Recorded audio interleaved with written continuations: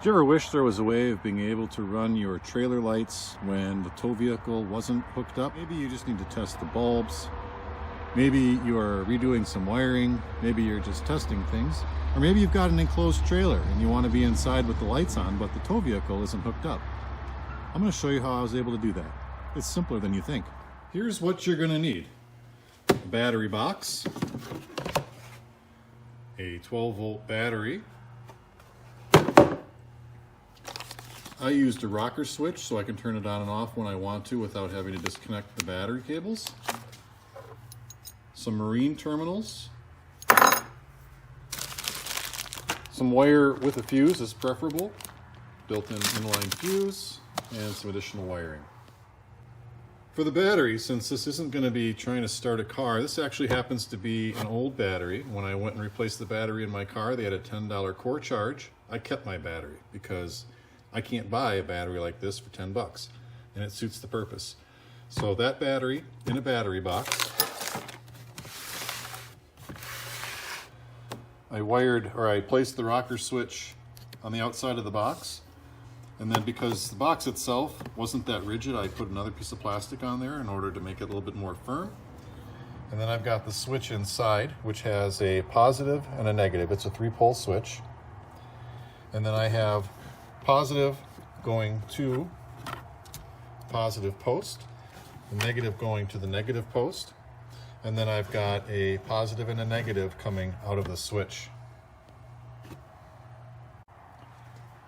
So we'll put the marine terminals on. Negative goes on the negative side, positive goes on positive side, and then we connect our switch.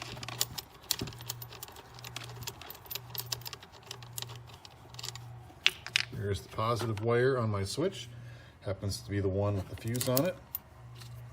We'll go to positive.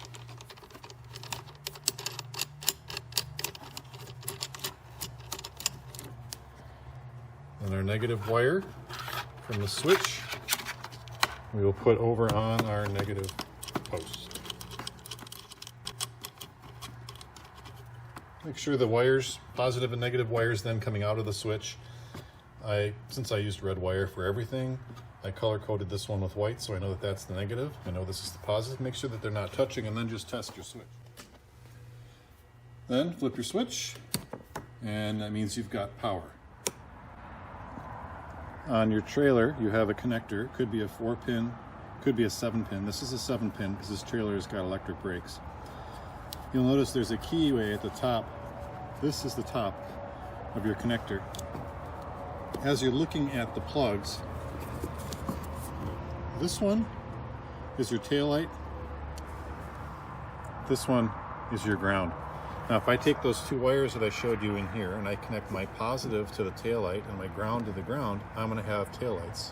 All you do is push that little connector in there, makes contact. Now if I flip on my box, I have lights on my trailer.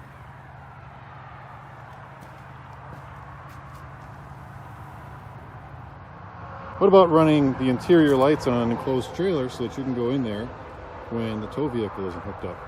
Same thing, 7-pin connector. This is the top. This is ground. This is your interior lights. Now this might vary from trailer to trailer, and there's a number of different schematics online you can go out and Google. But I'm going to connect my ground to ground and my power to interior lights, and we'll test the lights.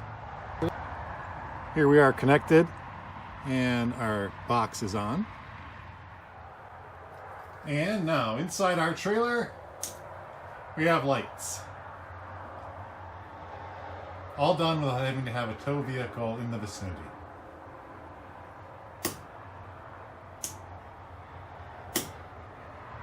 And then with this arrangement in a battery box, you can put the lid on it, you can slide the battery underneath the trailer, and then anytime you need to come out and go inside your trailer, you just flip on the switch here on the box, flip the switch inside, and you're in business.